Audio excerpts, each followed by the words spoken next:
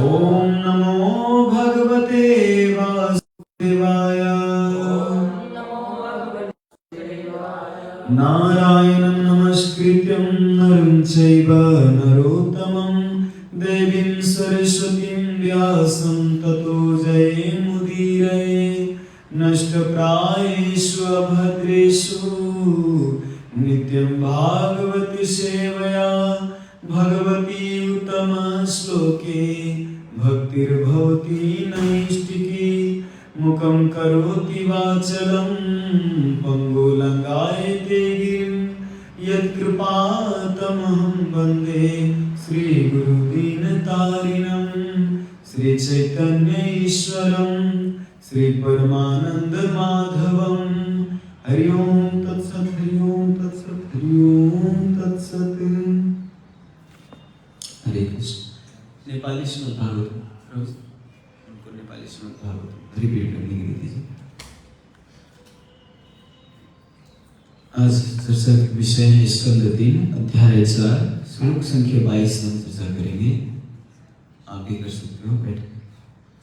यत्र नारायणो देवो, यत्र नारायणो देवो नरश्च भगवान् ऋषि, नरश्च भगवान् ऋषि। विदुतीव्रं तपो दीर्घं ते पाते लोकभावनं। यत्र नारायणो देवो नरश्च भगवान् ऋषि। मृदुतीव्रं तपो दीर्घं ते पाते लोकभावनं। कोई प्रयास यत्र नारायणो देवो, यत्र नारायणो देवो नरश्च भगवान् ऋषि, नरश्च भगवान् ऋषि। मृदुतीव्रं तपो दीर्घं, मृदुतीव्रं तपो दीर्घं ते पाते लोकभावनौ, ते पाते लोकभावनौ। शब्दार्थ अनुवाद तात्पर्य श्री भक्तिवेदांत स्वामी श्री प्रभुपाद की जय। यत्र जहाँ, जोर से बोलिए सब लोग, ते वह अवतार से नरह मनुष्य च भी भगवान स्वामी ऋषि, ऋषि मृदु मिलनसार तीव्रम कठिन तपः तपस्या दीर्घम दीर्घकाल ते पाते करते हुए लोक भाव सारे जीवों के मंगल। अनुवाद इस प्रकार है। वहां बद्रिका आश्रम में नर तथा नारायण ऋषियों के रूप में अपने अवतार में भगवान अनादि काल से समस्त मिलनसार जीवों के कल्याण हेतु महान तपस्या कर रहे हैं। तात्पर्य, हिमालय स्थित बद्रिका आश्रम नर नारायण ऋषियों का धाम है और हिंदुओं को एक महान तीर्थ स्थल है। अभी भी लाखों पवित्र हिंदू लोग भगवान के अवतार नर नारायण के प्रति श्रद्धा अर्पित करने जाते हैं। ऐसा प्रतीत होता है कि 5000 वर्ष पूर्व भी उद्धव जैसे पवित्र व्यक्ति इस भारी स्थल पे जाते थे और उस समय भी यह अत्यंत प्राचीन स्थान के नाम से विख्यात था। सामान्य लोगों के लिए इस विशेष तीर्थ स्थल तक पहुंच पाना अत्यंत कठिन है, क्योंकि हिमालय में यह विकट जगह पर स्थित है जो प्रायः वर्ष भर बर्फ से ढकी रहती है। ग्रीष्म ऋतु के कुछ महीनों में भी महान व्यक्तिगत असुविधा सहन करके लोग इस स्थान को जा सकते हैं। इस पृथ्वी पर 4 धाम अर्थात ईश्वर के राज्य हैं जो आध्यात्मिक आकाश के लोकों के प्रतीक हैं, जिनमें ब्रह्म ज्योति तथा वैकुंठ लोक आते हैं। ये 4 धाम है बद्रिकाश्रम, रामेश्वर, जगन्नाथपुरी तथा द्वारिका। श्रद्धालु हिंदू आध्यात्मिक साक्षात्कार की सिद्धि हेतु उद्धव जैसे भक्तों को चरण चिन्ह का अनुसरण करते हैं। वे अब भी इन सभी पवित्र स्थानों में जाते हैं। ओम ज्ञानतिमिरन्धस्य ज्ञानाञ्जनशलाकया चक्षुरुन्मीलितं येन तस्मै श्रीगुरवे नमः। श्रीचैतन्यमनोभीष्टं स्थापितं येन भूतले स्वयं रूपकदा मह्यं ददाति स्वपदान्तिकं। वन्देऽहं श्रीगुरो शिवतापदकमलं श्रीगुरुवैष्णवांश श्रीरूपं साग्रजातं सगणरघुनाथान्वितं तं सजीवं साद्वैतं सावधूतं परिजनसहितं कृष्णचैतन्यदेवं श्रीराधा कृष्णपादान् सहगणललिता श्रीविशाखान्वितांश।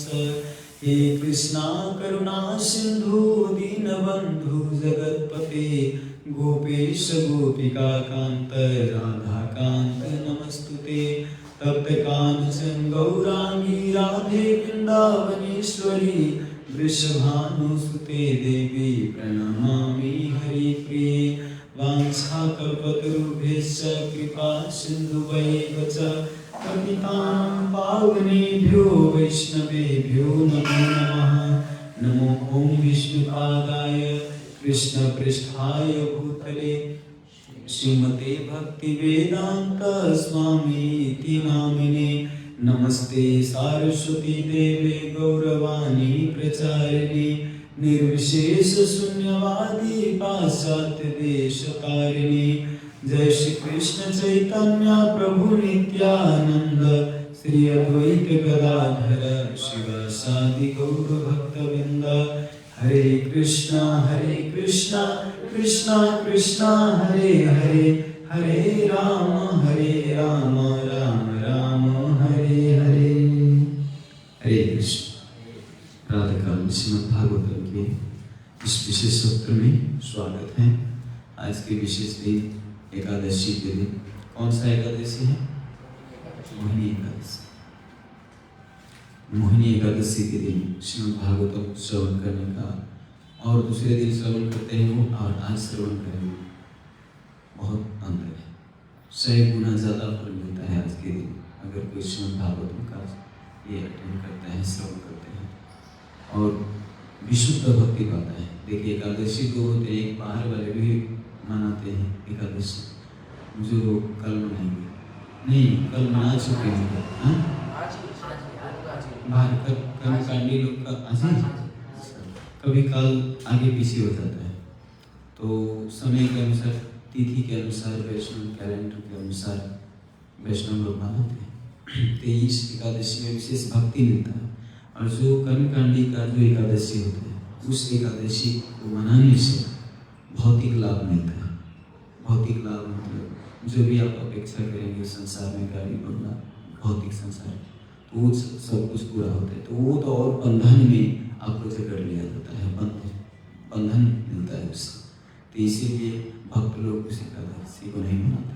हरिवासर कह के एक ग्रंथ है, हरिवासर, उसमें एकादशी को पूरा पूर्ण रूप से वर्णन। तो आज के श्लोक, इस 22 नंबर के श्लोक में मैं एक बार से फिर अनुवाद पढ़ूंगा। वहाँ बद्रिका आश्रम में नर तथा नारायण ऋषियों के रूप में अपने अवतार में भगवान अनादि काल से समस्त मिलनसार जीवों के कल्याण हेतु महान तपस्या कर रहे हैं। वहाँ पे नर नारायण बद्रिका आश्रम गए हैं, बद्रीनाथ। मेरे को एक बार सौभाग्य मिला था बद्रिया आश्रम जाने के लिए, बद्रीनाथ 2017 में। तो सब लोग, हम लोग एक्चुअली प्लान नहीं था कि बद्रीनाथ जाएंगे। हम लोग गए थे बद्री उधर हरिद्वार, वहाँ पे परम पूज्य राधा गोविंद गोस्वामी महाराज की कथा था, श्रीमद् भागवतम की कथा, तो वहाँ पे श्रवण करने गए थे। लेकिन वहाँ से जब कथा के समाप्ति दिन आए तो वहाँ के जो भक्त थे 2-3 लोग बोले कि चलिए यहाँ से नज़दीक है घुमाते हैं। तो घूमने के ढंग से वास्तव में हमको भी अभी इतना सेटिस्फाई नहीं था।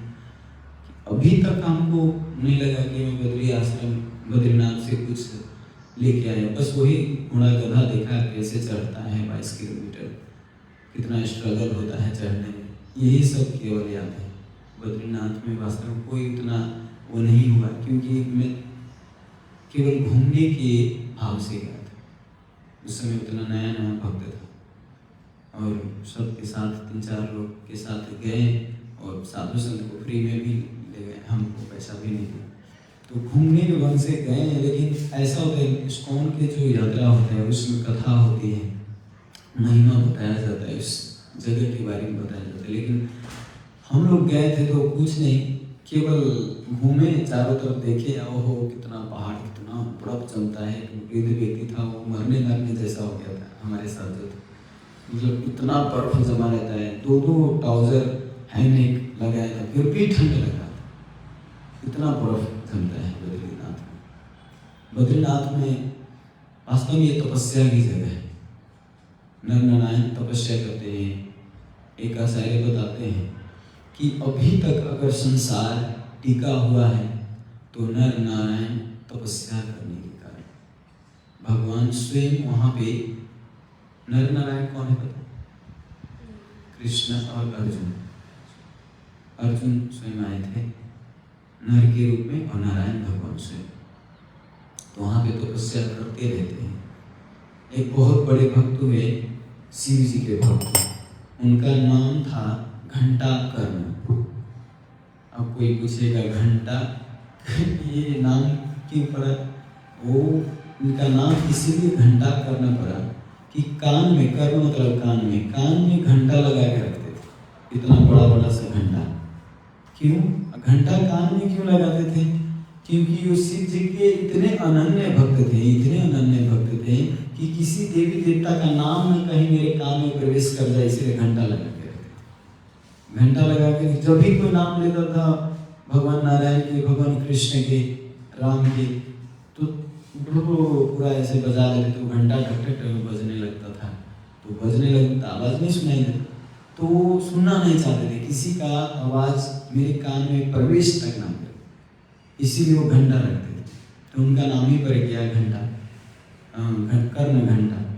अभी भी आप काशी में जाएंगे तो कर्ण घंटेश्वर महादेव के नाम से वहाँ पर स्थापना हुआ है, उनके ही नाम से शिव जी।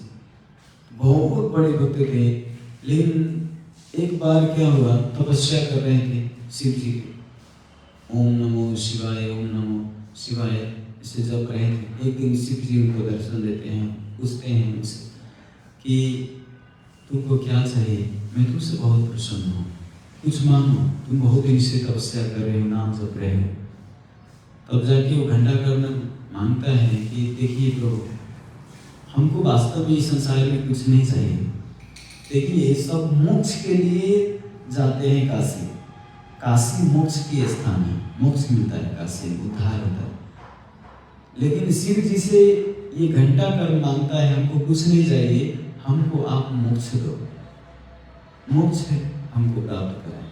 तो शिव जी कहते हैं, देखिए यहाँ पे शिव जी की लीला, जब कोई अनन्य भाव से भक्ति करता है लेकिन उपेक्षा करता है दूसरे को, जैसे भगवान नारायण के, राम के नाम लेते ही वो नहीं सुनना चाहते थे, तो शिव जी कहते हैं तुम इतने उपद्रवी हो, मेरा तो नाम लेते हो लेकिन मेरे स्वामी का नाम तुम सुनना नहीं चाहते हो, तो ऐसे व्यक्ति तुम कितना भी हमारा नाम जपो, प्रसन्न हूँ, लेकिन मैं चाहता हूँ कि तुम स्वयं जाके बद्रीनाथ, भगवान बद्रीनाथ को प्रसन्न करो।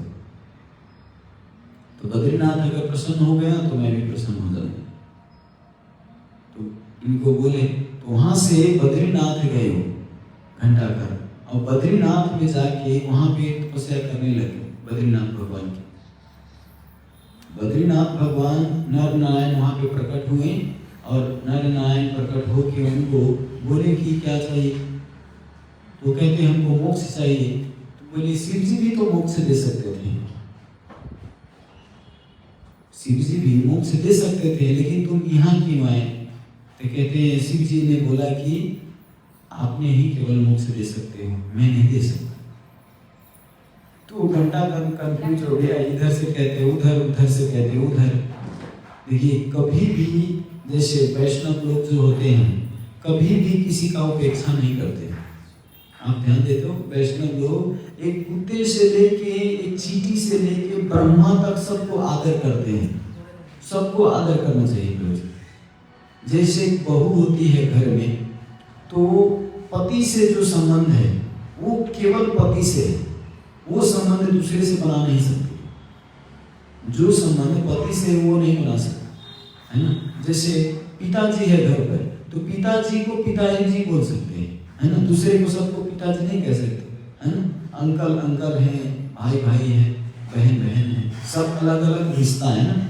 उसी तरह भगवान से हमारा एक अलग रिश्ता है, लेकिन उपेक्षा भी नहीं करते, सबका आदर भी करते हैं। अंकल की जगह अंकल को भी मान सम्मान करते हैं ना, भाई को भी करते हैं, अपने छोटे भाई चाहे कोई भी हो आदर करते हैं। तो उपेक्षा अगर किसी का भी आप करेंगे तो आपके परिवार वालों को अच्छा नहीं लगेगा, है ना। आदर सबका करो, लेकिन जो संबंध है उनसे संबंध बना के रखो। लेकिन ये घंटा करने का गलती ये था कि शिव जी का नाम तो लेते थे, लेकिन बद्रीनाथ भगवान राम की जो विष्णु तत्व है उनका उपेक्षा करते थे, इसीलिए इनका अच्छा नहीं हुआ। लेकिन जब जाके उनको बताएं, बद्रीनाथ भगवान नारायण बताएं कि तुम अब अच्छा से शिव जी का भजन करो, तो बोले कि नहीं, मैं तो केवल आपका ही भजन करूँगा घंटा का। तो बद्रीनाथ भाई वहीं पर तपस्या की थी, शिव जी भी वहाँ पर प्रकट हुए और बद्रीनाथ भगवान वहाँ पे भगवान उनको वरदान दिए। और वहीं पर आज भी बद्रीनाथ में भी उनका एक जगह है, दर्शन करते हैं बहुत लोग जाते हैं, यात्री लोग। तो कभी भी किसी का अपेक्षा नहीं, वो तपस्या की जगह है और तीर्थ बुद्धि। यहाँ पे प्रभुपाद जी बता रहे हैं कि हिमालय में जो बद्री का आश्रम बहुत गजब की जगह है। अभी तो सरकार ने आपको बीच बना दिए, बीच रोड, हेलीकॉप्टर भी बना दिए, वहाँ पे डायरेक्ट जा सकते हो। लेकिन दिक्कत ये है कि 6 महीना तक बर्फ से पूरा ढका हुआ होता है, कोई नहीं जाता वहाँ पर। वहाँ के जो आर्मी लोग होते हैं ना, मतलब आगे आर्मी लोग, मतलब उनको रखा जाता है कि कोई चोर ना आए, इसीलिए उनको एक क्या कहते हैं, उनके लिए अड्डा बना के रखा जाता है, उसमें रहते हैं आर्मी लोग। दूर रहते हैं, मंदिर से बहुत दूर है, लेकिन वो आर्मी लोग जानते हैं कि ये 6 महीना के लिए बंद है, लेकिन फिर भी वहाँ पर बहुत सारे घंटा से लेके और शंख बजता है, वहाँ पर पूजा की घंटी की आवाज़ आती है, पूजा होता है, शंख ही बजता है। वो आर्मी लोग बताते हैं, आर्मी लोग से वहाँ पे जो रहने वाले उनसे पूछिएगा तो बताते हैं, क्योंकि वहाँ पे नारद मुनि स्वयं आके पूजा करते हैं 6 महीना, देवी देवता तक आके पूजा करते हैं 6 महीना। और 6 महीना मनुष्य के लिए जो गर्मी है 6 महीना में नहीं, कमी 4-5 महीने ही होता है, क्योंकि पूरा बर्फ से इतना ढका कि कोई जा ही नहीं सकता। अभी खुला है, हमारे नेपाल से भी कई भक्त गए हैं दर्शन करने, लेकिन जा सकते हैं, घाटा नहीं है।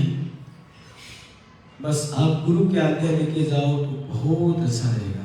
किसी वैष्णव के साथ जाओ, अकेले मत जाओ और केवल घूमने के मूड में मत जाओ, नहीं तो बहुत बंधन बन जाएगा, बंधन बनता है तीर्थ यात्रा करने। इसीलिए कहते हैं तीर्थी कुर्वन्ति तीर्थानि। जो वैष्णव होते हैं वो तीर्थ को लेके साथ में चलते हैं, जहाँ जहाँ जाते हैं, विदुर जी बताते हैं, जहाँ जहाँ जाते हैं वो तीर्थ को लेके जाते हैं, उनके पीछे रहते हैं तीर्थ। एक बार मैंने प्रभु जी से पूछा था, प्रभु जी ये 4 धाम, रामेश्वरम, द्वारिका और जगन्नाथपुरी और ये बद्रीनाथ, ये 4 धाम, ये धाम है 4 धाम, ये तो वृंदावन क्या है? वृंदावन और मायापुर ये सब क्या है? ये भी तो धाम, मेन धाम तो वृंदावन है, तो वृंदावन 4 धाम में आना चाहिए। वृंदावन 4 धाम में ना आके ये 4 धाम अलग है और वृंदावन ही मेन इसमें नहीं है 4 धाम में। तब बताए प्रभु जी कि ये जितने भी जगह है ये धाम में आता है, क्योंकि यहाँ पर भगवान ने लीला की है। लेकिन ये जो वृंदावन है ये भगवान का स्वयं अपना घर है, अपना घर है, ये धाम नहीं, ये अपना गोलोक वृंदावन धाम से, ये गोलोक से लाए हैं यहाँ पर, तो उनका अपना घर है। बहुत अंतर है। तपस्या वास्तव में भगवान के लिए होना चाहिए। आप धाम जाओ, चाहे नाम जपो, चाहे कुछ भी। इसीलिए प्रभुपाद जी तपस्या पर उतना फोकस नहीं किए। ज्यादा तपस्या मतलब किम, एक कहते हैं किम विद्या किम तपसा किम त्यागेन विविक्तेन वा किम विविक्तेन मौनेन स्त्रीभिरस्य मनोहृतम। कहते हैं किम विद्या किम तपसा, वो विद्या क्या काम का और वो तपस्या क्या काम का, वो नाम जप क्या काम का, वो वैराग्य का क्या काम का। जो वैराग्य ल्या के भी आपके अंतिम में स्त्री के प्रति, किसी के प्रति आकर्षण आ जाए, तो ये कोई काम नहीं लगता। ये बड़ी गजब की बात है, ये हमारे लिए भी, क्योंकि सारे वेद शास्त्र है, वैराग्य भी है, तपस्या भी करते हैं, नाम जप भी करते हैं, विद्या भी है, लेकिन ये सारे होते हुए भी स्त्री आपके तरफ आकर्षण कर लेते हैं। अब तो कोई काम का नहीं, कोई काम का नहीं, सच में। ये होते हुए भी तपस्या केवल भगवत प्राप्ति के लिए होना चाहिए। प्रभुपाद जी से एक बार पूछे थे, प्रभुपाद जी हम अन्न खा सकते हैं क्या एकादशी के दिन? प्रभुपाद जी बोले नहीं, और सारा व्रत बड़ छोड़ दो, लेकिन एकादशी व्रत कैसे भी करना ही चाहिए। एकादशी व्रत, तो एकादशी व्रत, तब एक बार एक शिष्य मतलब सो रहे थे ऐसे, और बोले कि प्रभु अपने साथी सब में, प्रभु जी मैं तो जा नहीं सकता क्योंकि फल फूल से हमारा पेट भरता नहीं। कितने लोग होता है अन्न में प्लेटफॉर्म पे होते हैं, अन्न जब तक नहीं खाते उनका पेट भरता ही नहीं, चाहे उसका सेब संतरा कितना भी खिला दो। तो कहे हम तो आज नहीं जाएंगे बुक डिस्ट्रीब्यूशन, तब उनको बोले कि तू बरू अन्न खा के भी बुक डिस्ट्रीब्यूशन क्योंकि अब उसके प्लेटफॉर्म के उठाने के लिए, बुक डिस्ट्रीब्यूशन जाने के लिए, उस समय प्रचार करने के लिए कोई था नहीं। तो कितने लोग कहते हैं प्रभुपाद जी कहते थे अन्न खा सकते हैं, नहीं, ये परिस्थिति काल परिस्थिति के अनुसार बोले थे प्रभुपाद जी। एकादशी व्रत करते भी हैं, तो इसीलिए नारायणो हरि तपसा ततत किम आराधितो हरि तपसा ततत किम नाराधितो हरि तपसा ततत किम। अगर हरि को प्राप्त करने के लिए तपस्या कर रहे हैं तो वो तपस्या चाहिए ही नहीं, सिंपल। अगर भगवान को प्राप्ति करने के लिए आप तपस्या करें तो तपस्या चाहिए नहीं। अगर आप बिना हरि को प्राप्त करने के लिए तपस्या करें तो वो भी तपस्या नहीं चाहिए। दोनों तपस्या, मतलब भगवान को प्राप्त करने के लिए तपस्या करें तो तपस्या करने की जरूरत नहीं, अगर भगवान को प्राप्त नहीं करने के लिए करें फिर भी तपस्या नहीं चाहिए।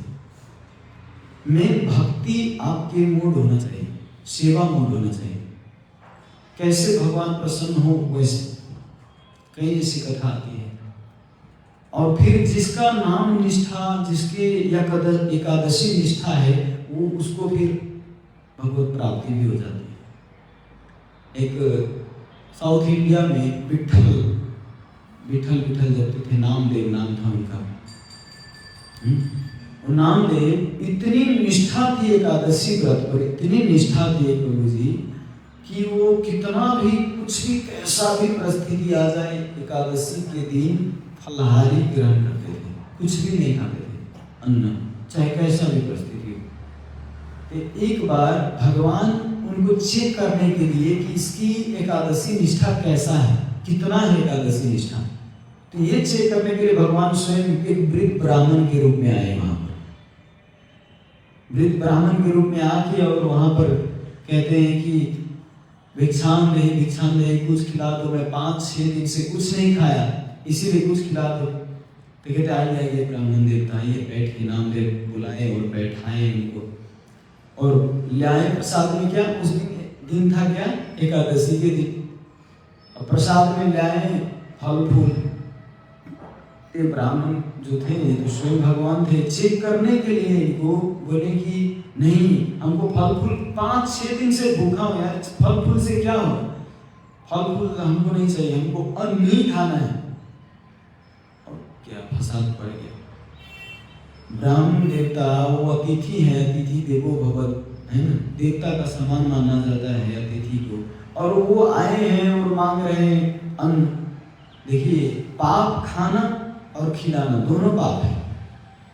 अन्न खाना और अन्न खिलाना ये दोनों पाप है एकादशी में। इसीलिए अन्न वास्तव दूसरे को देना भी नहीं चाहिए और खाना भी नहीं चाहिए। तो नामदेव दूसरे को देना भी नहीं चाहते थे और अपने को भी नहीं खाना चाहते थे, लेकिन नामदेव कहते थे नहीं, जो ब्राह्मण थे वो हमको खिलाओ, कुछ ना कुछ अन्न खिलाओ। तो ये नामदेव बोले कि देखिए ब्राह्मण देवता, आप जो भी कुछ हो जाए मैं तो अन्न नहीं खिलाने वाला। बरु तो कहते मैं प्राण छोड़ दूंगा।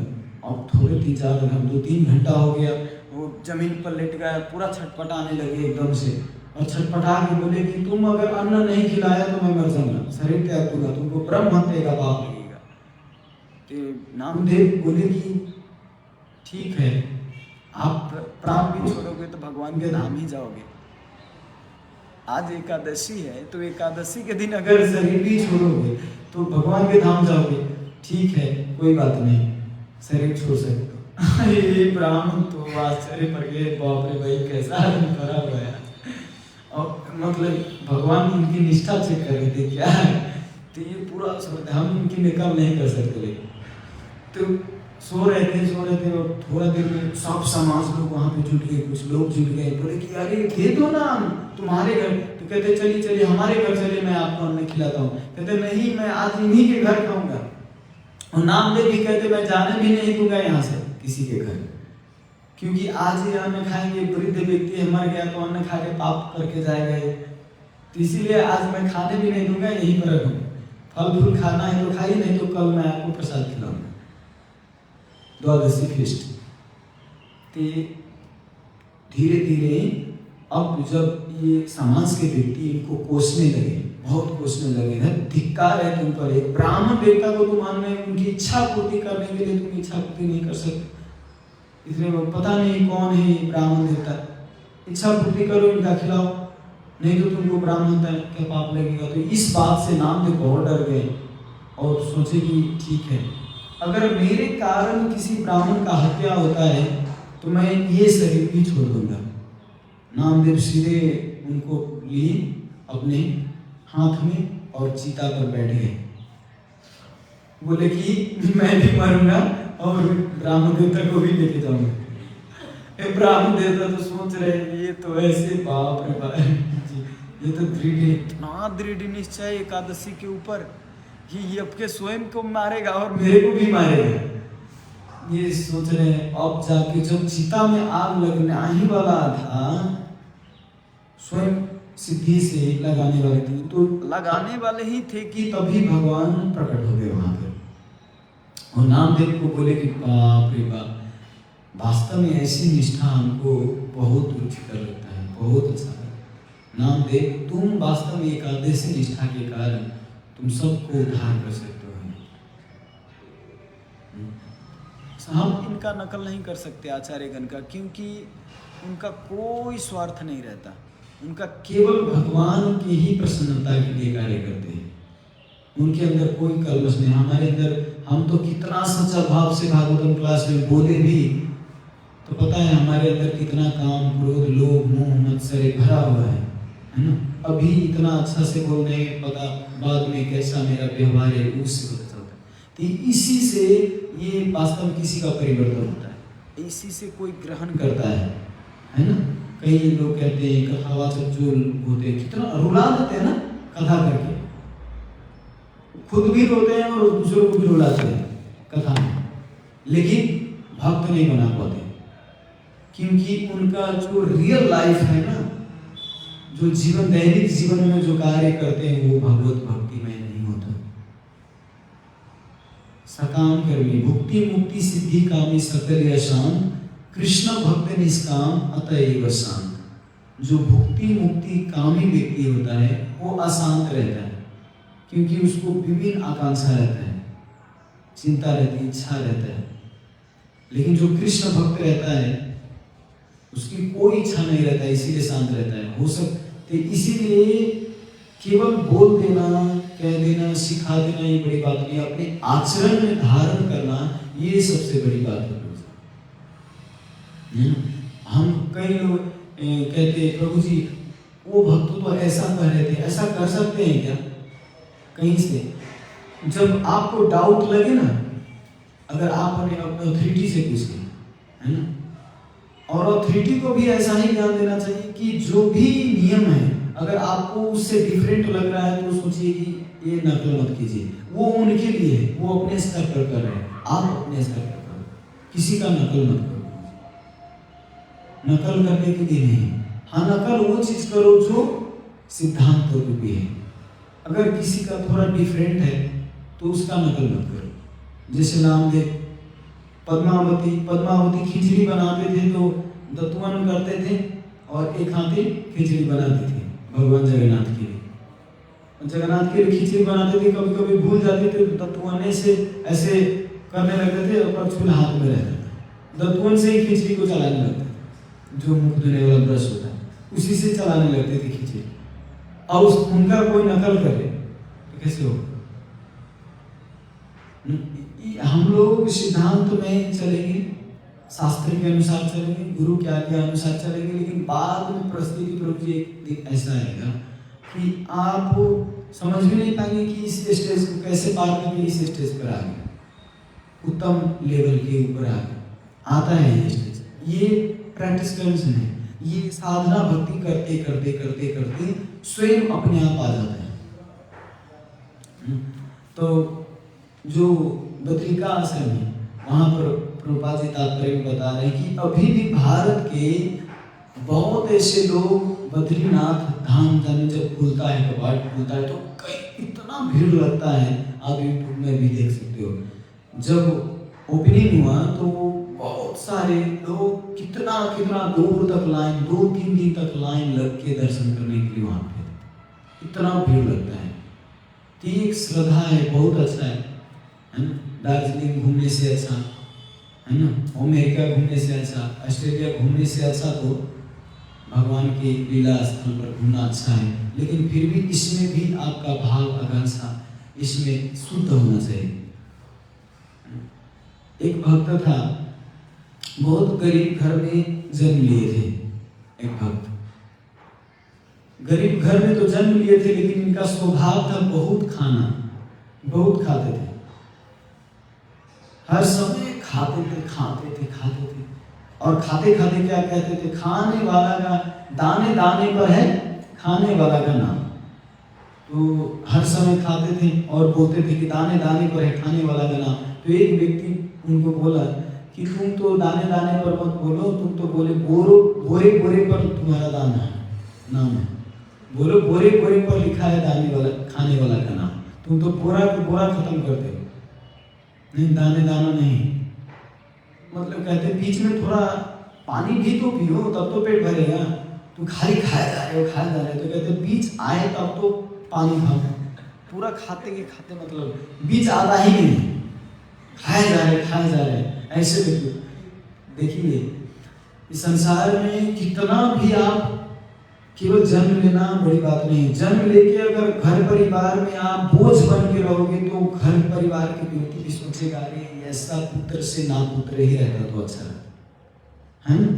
कई बार सुना हमने ऐसा पुत्र मर जाता तो अच्छा, हमको पता रहता कि तुम ऐसा निकलोगे तो मैं पहले मार देता। ऐसे कई लोग कहते हैं, अब प्रेम में कहे या गुस्सा में कहे, लेकिन कहते हैं।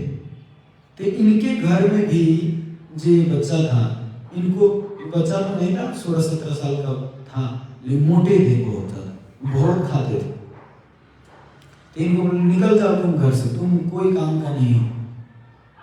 लगभग 2-3 साल ऐसे ही करते थे, कुछ काम नहीं करते थे, केवल ज़्यादा खाते थे। कई लोग का होता है भीमसेन का वो गुण लेके आते हैं ना, कुंभकर्ण का गुण होता है, खाते हैं और केवल सोते हैं, खाते हैं और सोते हैं। तो पता नहीं उनका अब नेचर ही वैसा बन गया और मतलब वो सही नहीं पाते थे। कोई भी एकादशी हो चाहे कुछ भी हो, सब दिन उनके लिए फिट हर दिन खाते थे। घर वाले बोले नहीं ऐसा नहीं चलेगा, तुम जाओ बाहर तब तुमको ठिकाना लगेगा। हम लोग गरीब हैं, खाना एक कमाना पड़ता है, इतना मेहनत करना पड़ता है, तू खाया जाता है खाली खाता है, कमाता भी नहीं। तो इनको घर से निकाल दिया। घर से निकालने के बाद वो फिर लौट के आगे घर, तो कहते हमको लगा कि आप लोग पछता रहे होंगे इसीलिए मैं फिर आ गया। घर तुम्हारे लिए कौन पछताएगा है? यहाँ खा खा के तुम हर बुरा बुरा खत्म करते हो, तुम कौन पछताएगा? जाओ जाओ, कोई नहीं पछता रहा है इस घर में। तो वो व्यक्ति अब ठीक है, कोई नहीं आगे कर रहा है। कहीं हमारे गांव में 2-3 व्यक्ति गांव से अलग दूसरा गांव में, मतलब उनको घर से निकाल देते हैं।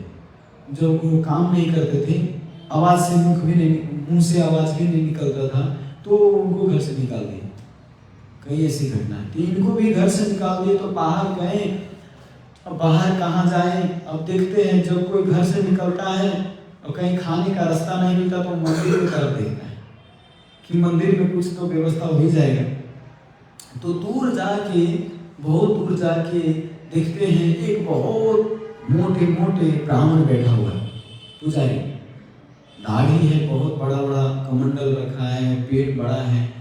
तो बोला कि मेरे ही बिरादरी का है ये व्यक्ति, ज़्यादा खाता होगा तभी तो इतना मोटा है, इनके ही साथ रहता हूँ, ये कहाँ से जुगाड़ लगाता है। तो उन वैष्णव से, जो ब्राह्मण था, उनसे पूछे कि आप कैसे इतना बलिष्ठ हो, इतना मोटे हो, कहाँ पर खाते हो, कैसे व्यवस्था करते हो? तो कहते अरे हमारे आश्रम है, गुरु जी का आश्रम है, उसमें तो केवल नाम जप करो, भगवान का नाम जप करो, खाना मिलेगा आराम से। केवल नाम जप करना, सेवा करो, थोड़ा सेवा भी कभी कभी नहीं करो तभी चलेगा, केवल झाड़ू पोछा कर दो और खाओ खूब, नाम जप करो भगवान के। होता है ऐसा मठ होता है, केवल खाने के लिए बनाया जाता है ना? उसमें जाओ, नाम जप करो भगवान के, आप महंत जी का आज्ञा पालन करो, खाओ। खाने के लिए 2-2 कुंटल हाथी खाने वाले का पेट चल रहा है, तो ये मनुष्य का क्यों नहीं चलेगा? ज़्यादा से ज़्यादा कते खाएगा, 1 किलो 2 किलो चावल खाएंगे। ये ठीक है, चलिए महंत जी से मिलाते। तो महंत जी से मिलेंगे। महंत जी देखते हैं ठीक है, नाम जप करेगा तो खाना मिलेगा। तो बोले नाम जप करेंगे, हमको जितना खाना है उतना खाने दीजिए, नाम जप आराम से करेंगे। तो ये साथ पूरा नाम जप करते थे, खूब खाते थे। तो कहते महंत जी कोई मैं ज़्यादा नहीं खा रहा हूँ ना? तो महंत जी कहते तुम कुछ ज़्यादा ही खाते हो। हाँ भाई, ऐसा शिष्य हो तो ये मठ मंदिर का भी, मठ मंदिर चलाना भी मुश्किल हो जाएगा। तो कहते कोई बात नहीं, भगवान पूरा भी करेंगे, बस तुम अच्छा से नाम जपो। ये खाते थे, नाम जपते थे, खाते थे, नाम जपते थे। एक दिन ऐसा दिन आया जिस दिन था निर्जला एकादशी। उस दिन जल भी नहीं पी सकते। अब इसका बड़ा फसाद, ये सुबह उठ के, इनको पता नहीं था कि एकादशी मनाते हैं। उठ के देखते हैं तो सबसे पहले किचन में जाते हैं। अब किचन में कुछ पका ही नहीं है, कोई भंसिया पका नहीं रहा है, कोई चूल्हा चक्का पूरा एकदम खाली है। अब इनको लगा कि आज क्या होगा पता नहीं। आज तो चले तो जाके पूछते हैं आज चूल्हा चौका क्यों नहीं जला है? तो कहते आज एकादशी है, निर्जला एकादशी। कहते एकादशी, मैं तो कोई भी एकादशी नहीं कर सकता, मैं एकादशी करूंगा तो मर जाऊंगा। थोड़ी देर बिना खाए में तो मतलब लगता है ये जठर अग्नि जो है, अग्नि हमको जलाने लगता है। भीम का भी ऐसा ही होता था, भीम भी कभी एकादशी नहीं कर पाते थे, तो उनके लिए निर्जला एकादशी था, भगवान ने उनको दिया। वो तो पूरा मतलब कहते थे कि मैं सारा एकादशी, कोई एकादशी पालन नहीं करूंगा, केवल निर्जला एकादशी पालन करूंगा। निर्जला एकादशी कोई अगर नियम से पूर्वक पालन करता है तो सारी एकादशी का फल मिलता है। तो भीम का भी ऐसा ही था, ये भी ऐसे ही थे कि सुबह सुबह कुछ नहीं था और 8, 9, 10 बज गया, कुछ नहीं पका हुआ है। तब महंत जी से जाके प्रार्थना की, महाराज हमारे लिए कुछ न कुछ व्यवस्था कीजिए, नहीं तो सच में मैं नहीं जी पाऊंगा। हमसे कुछ दूसरा काम करा लीजिए, लेकिन खाना दीजिए। तो महंत भी, अब देखिए साधु संत कृपालु होते, दयालु होते, जानते हैं कि ये भुक्खड़ व्यक्ति है अन्ना में, तो ये ठीक है, तुम ले जाओ चावल दाल सब्जी बाहर ले जाके और बना के खा सकते हो। नदी के किनारे जाओ और नदी के किनारे खुद बनाओ। और एक बात याद रखना, जब बना लेना तो भगवान को भोग लगाना, भोग लगा के और खाना। कहते हैं ठीक है, भोग लगा जा गए नदी के किनारे में, और नदी के किनारे में भोग बनाए, मतलब बनाए, जितना चावल दाल अकेले के लिए दिए थे, और अकेले बना के और अब सोचे मंत्र तो आता नहीं, कभी भोग लगाए नहीं थे अपने से, तो खुद बना के और खुद भोग लगाने लगे। भोग लगाने के लिए मंत्र क्या था, मंत्र कुछ याद नहीं, तो गाते थे रामाये सीता रामाये मेरे भोजन को भोग लगाइए, ओ मेरो भोजन को भोग लगाइए। बस यही प्रार्थना करते थे। कितना भी प्रार्थना कर रहे हैं, आ ही नहीं रहे भगवान। हम लोग ओम नमो ब्रह्मणे देवाय भगवन्ताय जगद्धिताय कृष्णाय गोविंदाय नमो नमः भगवान के भोग लगाते समय मंत्र पढ़ने से नहीं आते, उनको वो बुलाने से भी नहीं आ रहे। तो भगवान, ये व्यक्ति सोचा कि हो सकता है भगवान सोच रहे हो कि मंदिर में मिलेगा उनको भोग, इसीलिए भूल के कहीं मंदिर में चले गए होंगे। तो इसीलिए ये व्यक्ति बोला कि भगवान याद रखो, ऐसे ही आकाश में ही बोल रहे हैं, याद रखो आज एकादशी है, मंदिर में भी कुछ चूल्हा चौका नहीं जला हुआ है, भूल से भी मत जाना वहां पर, क्योंकि वहां पर खाने को कुछ नहीं मिलेगा। इसीलिए यहाँ पर बना हुआ है, आइए थोड़ा ग्रहण कर लीजिए, थोड़ा हमारे लिए भी छोड़ दीजिए। इतना देखिए, मंदिर में एकादशी हो चाहे कुछ भी हो, फिर भी भगवान के लिए भोग बनता है ना। और वैसे तो इस्कॉन में एकादशी आता है तो फिस्ट एकादशी कब आएगा, बच्चे लोग मतलब इंतजार में रहते कब एकादशी आएगा, क्योंकि एकादशी के दिन और ज़्यादा फिस्ट बनाते हैं। कई ऐसे आइटम हैं जो बना लेते हैं, आलू के फ्राई बना लेते हैं, फल फूल भी है बहुत, फ्रूट सलाद बनाते हैं, कई ऐसे आइटम हैं, उनको उतना पता नहीं, जो है उनको पता होता है। तो एकादशी के दिन और ज़्यादा बनाते थे। तो वहाँ पे वो प्रार्थना कर रहे हैं, राम आइए सीता राम आइए मेरे भोजन को भोग लगाइए। जब ये बात बोले ना कि मंदिर में भूल के भी मत जाना, यहाँ पर आइए भोजन बना हुआ आइए ग्रहण कीजिए, जब ये बात बोले तो भगवान रिझ गए इस बात से। क्यों? क्योंकि इतना भोला बना है कि कह रहे हैं कि मंदिर में मत जाना, यहाँ पर आओ, यहाँ पर आपको मिलेगा, वहाँ पे भूखे रहोगे। तो भगवान सोचे, बहुत सोचे साझे व्यक्ति जो होता है निष्कपट व्यक्ति, इनके अंदर कोई कपट नहीं था, जैसा होता था वैसे करते थे। तो देखिए, तो भक्ति में आने के बाद भी कपट जब तक रहेगा तब तक बड़ी दिक्कत रहेगी, वो रस नहीं ले पाएंगे, भक्ति का रस नहीं ले पाएंगे। कपट इसको हटाना ही पड़ेगा। मेरे अंदर भी बहुत कपट है, आप लोग प्रार्थना करते हैं। जब तक कपट रहेगा तब तक ये वास्तव में भगवान को नहीं समझ सकते। लेकिन निष्कपट व्यक्ति को भगवान क्यों दर्शन देते? क्योंकि इनको दर्शन देंगे भी तो ये किसी को बताएगा नहीं कि भगवान ने दर्शन दिए, कहेगा कि ठीक है ग्रहण किए हैं, महात्मा जी आगे भगवान ने दर्शन किए, खाए, किसी को पूछेंगे तब बताएंगे। लेकिन इनके अंदर कोई दिखा नहीं। हम लोग का ऐसा होता है ना, थोड़ा सा भी सपने में आएंगे तो 10 लोग को बता देते हैं, इधर हमारे यहाँ सपने में आके भगवान ऐसा बोला, हमारे लड्डू गोपाल तो दूध पिए। कई लोगों को बताते चलते हैं, क्यों? मान सम्मान पाने के लिए, मैं भी बड़ा भक्त हूँ, मेरे को भगवान दर्शन देते हैं, ये दिखाने के लिए कई लोग करते हैं। तो इसीलिए ऐसे व्यक्ति को भगवान दर्शन नहीं देना चाहते। जब निष्कपट होता है तो भगवान रिझ जाते हैं। तो इनके ऊपर भगवान प्रभु श्री राम रिझ गए और राम सीता के रूप में आए। तो ये व्यक्ति सोचता है कि मैंने गाया रामाये सीता रामाये मेरे भोजन को भोग लगाइए, तो मैंने केवल सीताराम को बुलाया है ना। अब 2 व्यक्ति आए, हमको लगा राम जी के बुलाएंगे, 2 व्यक्ति आए, ठीक है। अब ये 2 व्यक्ति का 1 व्यक्ति का बनाया था, इसमें उठे खाई। अब इतना सुंदर भगवान के रूप इतना सुंदर थे सीताराम के रूप में, तो मतलब मोहित हो गए। जब भगवान का दर्शन करते हैं तो सब कुछ भूल जाते हैं। तो बोले कि ठीक है आप खाओ, बहुत सुंदर है, आपने दर्शन दिया, आप खाओ। तो ग्रहण किए भगवान। अब दूसरे ग्रहण किए तो सोचे कि आज हमारे लिए थोड़ा भी नहीं छूटा, तो बेचारा उस दिन भूखे, उनका एकादशी भी पालन हो गया उस दिन।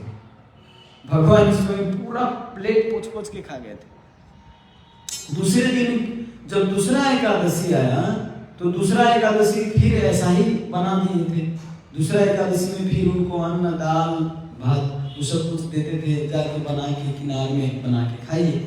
तो फिर किनार में जाके वैसे ही बनाते थे। और अब इस बार बोले थे महात्मा जी को कि 2 व्यक्ति आता है, इसीलिए हमको थोड़ा और ज़्यादा दीजिए। तो बोले कि ये बेचता हुआ या खाता हुआ ठीक है, थोड़ा और ज़्यादा देते, थोड़ा और ज़्यादा देते। तो अब गाते हैं राम आइए सीता राम आइए मेरे भोजन को भोग लगाइए। तब आते हैं कौन? राम लक्ष्मण सीता जी आते, 3 लोग आते हैं। तो कहते हैं दिन प्रतिदिन बढ़ता ही जा रहा है, अब 3 लोग को खिलाएं। तो फिर उस दिन एकादशी पालन हो गया इनका। इतना सुंदर रूप था कि इनको खिलाने में ही भूल जाते थे। फिर दूसरा एकादशी आए, दूसरा एकादशी के एकादशी भी तभी बोले बाबा को कि और ज़्यादा दीजिए गुरु जी, क्योंकि इतने से नहीं, वो दिन प्रतिदिन संख्या बढ़ता जा रहा है। कि ये व्यक्ति बेचता है क्या इतना, मतलब। तो साथ में गए, चिक्का बने, ठीक है ज़्यादा देते हैं, ज़्यादा देते हैं। तो जाके अब रामाये सीता रामाये लक्ष्मण रामाये मेरे भोजन को भोग लगाइए। अब लक्ष्मण जी को भी बुलाए, राम जी को भी बुलाए, सीता जी को बुलाए। अब जाके जब जाते हैं तो शत्रुघ्न भी आए हैं और भरत जी भी आए, पूरा संख्या पूरा परिवार के साथ वहां पर आए। इनको पड़ा प्रसाद, ये मतलब इतना ज़्यादा रोज के रोज मांग के लगा हूँ और ज़्यादा संख्या में आते हैं। आज मैं नहीं बनाने वाला, अब खुद बनाइए और खुद खाइए। गुरु जी पीछे से बैठ कर देख रहे हैं, लेकिन भगवान इनको दिखाई नहीं दे रहा है। ये अकेले ही बात है, आप अपने से बनाओ और अपने से खाओ, क्योंकि पता नहीं आप लोग कितने आदमी आते हो। एस्टिमेट तो होना चाहिए ना, एस्टिमेट के अनुसार मैं बनाता हूँ। और आप आते बताते भी नहीं हो कि मैं इतने लोग आने वाला, और आ गए हो आप 6-7 लोग, तो ठीक है आप अपने से बनाओ और मैं देखता हूँ आज कैसे आप सब पूरा करते हो। तो ये वृक्ष के नीचे बैठ के और देखने लगे। अब भगवान इनकी सरलता पे रिझ गए और सब जितने उसमें थे, भरत जी गए लकड़ी लाने, लक्ष्मण जी काट रहे हैं और क्या कहते हैं, क्या कहते हैं उसको, टेंगरू बंसरू कहते हैं, कुल्हाड़ी कहते, कुल्हाड़ी से काट रहे हैं उस झरना को, लकड़ी को। और कोई चूल्हा बना रहे हैं, कोई लोग भात बनाने में सीता माता लिपन पोतन कर रहे हैं। तो वहां पे सब तैयारी में लगे हैं और ये वृक्ष के नीचे बैठ के देख रहे हैं। अब देख रहे हैं भोजन बन गया। भोजन बनने के बाद कहते ये अपने ही खा लेगा कि हमको भी देगा, आज मैं नहीं खाऊंगा, पता पहले पूरा कर ले इन लोगों। अब देखते हैं कि भगवान स्वयं सीता महारानी से लेके सारा परिवार भरत शत्रुघ्न सब मिल के जो भोजन बनाया होगा, वो भोजन कैसा होगा, दिव्य होगा। तो वो भोजन प्राप्त करने के लिए देवी देवता तक उतर आए वहां पर, उस भोजन को प्राप्त करने हमको भी थोड़ा दीजिए, हमको भी थोड़ा दीजिए। ये व्यक्ति सोच रहा है कि हमें ही पछाड़ी पड़ गया, तो बोले कि थोड़ा हो सके तो हमारे लिए भी थोड़ा रख दीजिए। भगवान उनको बैठा के, पहले बैठा के देवी देवता को देने से पहले सबको पहले उनको बैठा के खिलाए और वैसा पात्र में बनाए। सीता महारानी उसी पात्र में बनाए, लेकिन सीता महारानी के बनाया हुआ पात्र ऐसा दिव्य था कि वो घटी नहीं रहा, कितना भी खिला रहे थे घटी नहीं रहा। तो आराम से इनको खिलाए, सबको खिलाए। और गुरु जी वहां पर देख रहे हैं कि ये चेला क्या कर रहा है, अकेले खा रहा है। और भगवान राम स्वयं वहीं पर है, सब परिवार वहां पर है, देवी देवता वहां पर, लेकिन नहीं देख पा रहे। तब जाके आगे शिष्य से पूछते हैं क्या यहाँ पर तू किससे बात कर रहा है?